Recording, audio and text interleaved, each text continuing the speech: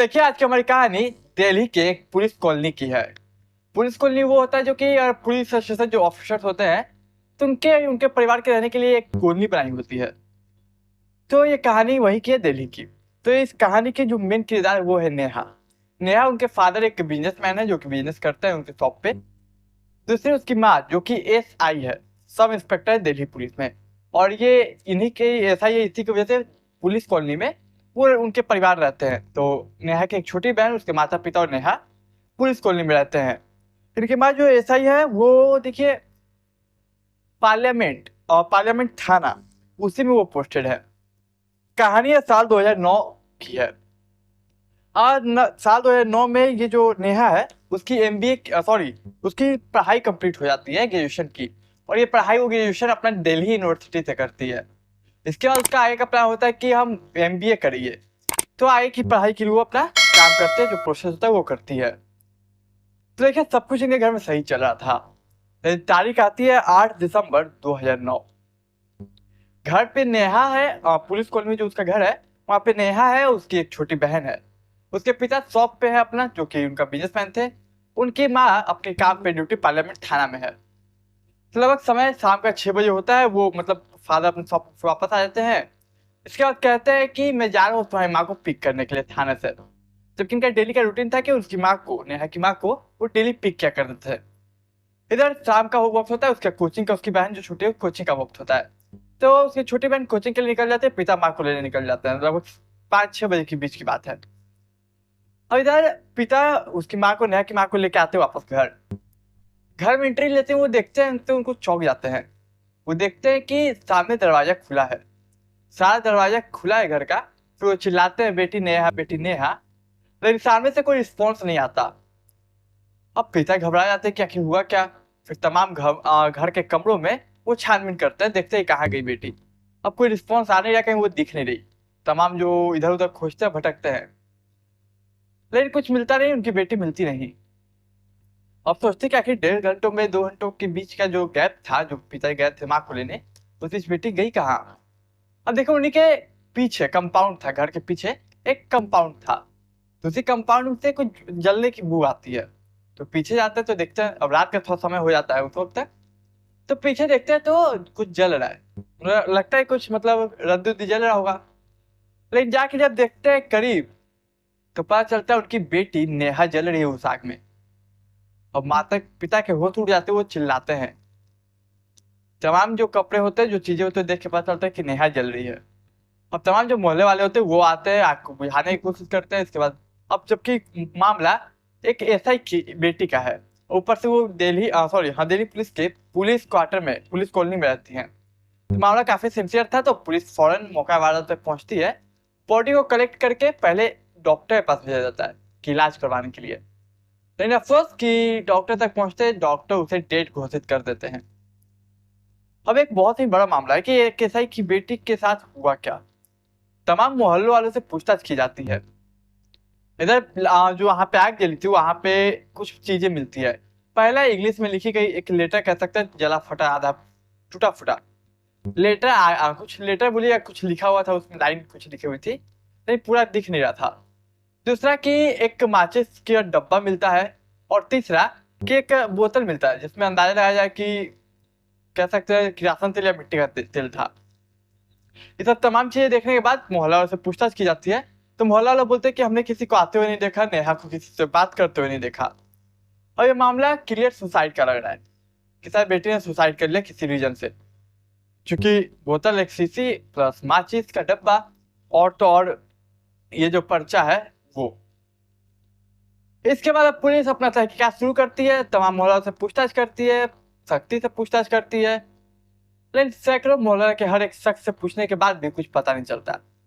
अब 1-2 दिन गुजरता है तो मीडिया में काफी चर्चा होता है, क्योंकि एक ऐसा ही की बेटी मरी थी और पुलिस कॉलोनी में मरी। तो अलग है, इधर पोस्टमार्टम रिपोर्ट आती है। अब पोस्टमार्टम रिपोर्ट तो पुलिस की चिंता और बढ़ाने वाली थी।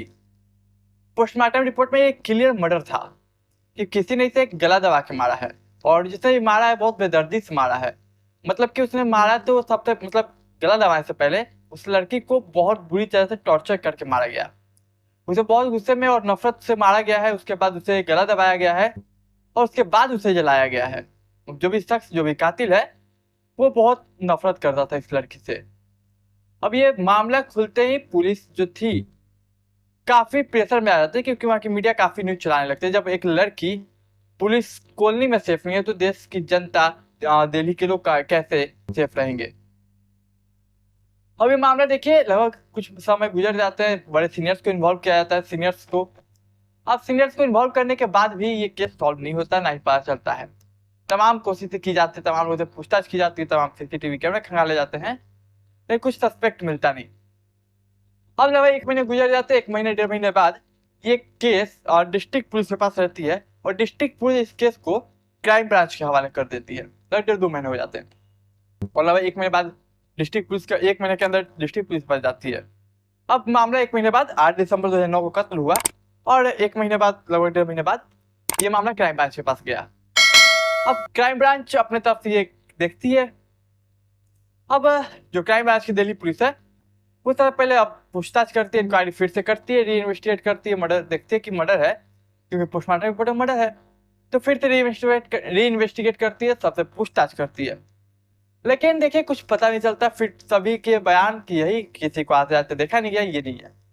इधर एक तरफ पुलिस वालों को ये भी डाउट था कि ये मामला लव अफेयर का हो सकता है, कि लव ट्रायंगल जोड़ देते, लव लड़का लड़की का होगा कुछ मामला, इसे मार उड़ दिया गया। लेकिन ये तमाम चीजें के बाद भी पुलिस को एक छोटा सा सुराग नहीं मिला था कि हुआ क्या उस 1.5-2 घंटों के बीच। अब क्राइम ब्रांच वाले थोड़ा सा दिमाग लगाते हैं, वो एक स्ट्रिंग ऑपरेशन करते हैं। उन तमाम 50 लोगों का स्ट्रिंग ऑपरेशन करते हैं, जिनसे ये बयान लिया गया था कि उनका चाहे परिवार हो या दोस्त हो। यहाँ तक कि नेहा फाइनल ईयर में जब थी, 3rd ईयर में ग्रेजुएशन के, उस वक्त उसके जो फाइनल के दोस्त थे उन सबसे इंक्वायरी की जाती है, लेकिन किसी को पता नहीं चलता। इधर देखिए, एक बात और खुलते जब इधर केस आता है तो, कि जो पिता है उसके, नेहा के, उसका एक बिजनेस राइवल था।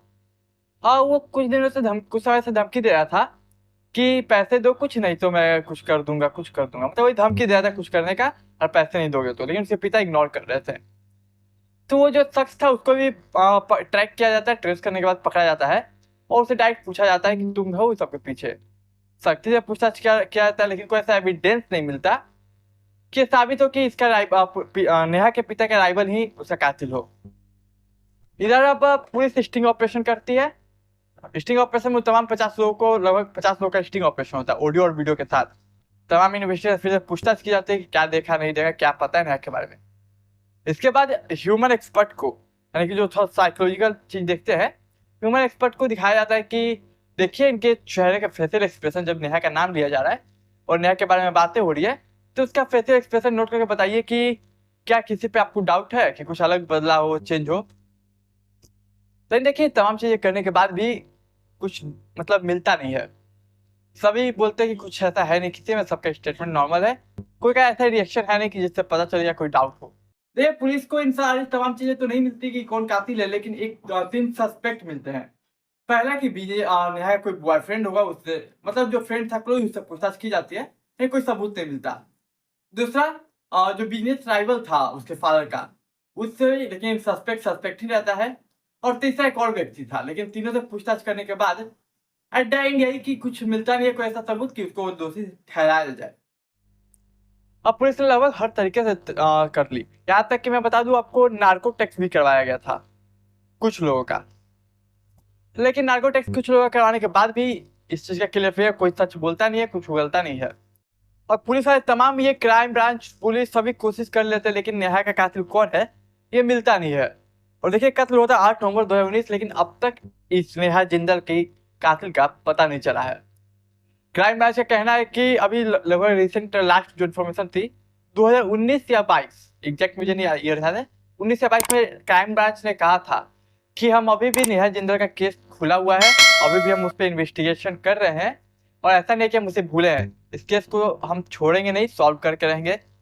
और ये भी बोलते हैं पुलिस के, देखिए अगर ये बात जो 1 महीना पहले का जो 1 महीना पीरियड था, जो अब 1-1.5 महीने बाद मुझे केस मिला था, क्राइम ब्रांच कहती है 1-1.5 महीने के अंदर अगर पुलिस अगर इस पर अच्छा से इन्वेस्टिगेट करती, या ये 1 महीना पहले मुझे दे दिया जाता केस, तो ये सॉल्व हो जाता। क्योंकि काफी इस 1 महीने का जो पीरियड था वो बहुत इंपॉर्टेंट पीरियड था, उस पीरियड में काफी सबूत नष्ट भी हो गए, तो ये अगर स्टार्टिंग में हमें मिल जाते तो कातिल कब का पकड़ा जा चुका होता।